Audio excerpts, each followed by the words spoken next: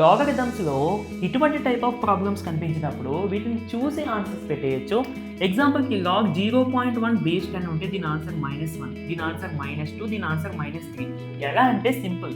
Point తర్వాత ఎన్ని digits ఉన్నాయో చూసుకోండి. పాయింట్ తర్వాత 2 డిజిట్స్ కాబట్టి -2, ఇక్కడ 3 డిజిట్స్ కాబట్టి -3.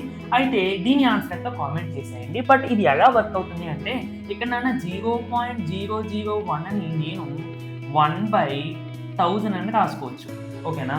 అంటే 1/10³ అని. సో డెసిమల్‌ని మనం ఫ్రాక్షన్‌గా మారుస్తాము 1/1000. సో 1000ని 10³ రాస్తాం. దీన్ని 10⁻³ అని కూడా రాసుకోవచ్చు కదా! సో దీని అర్థం ఏంటి?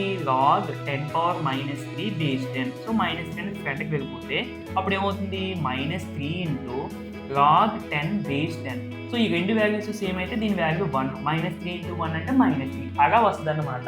బట్ మనం ఇదంతా చేయకుండా పాయింట్ తర్వాత ఎన్ని డిజిట్స్ ఉన్నాయో దాన్ని బట్టి ఈజీగా ఆన్సర్ చెప్పొచ్చు.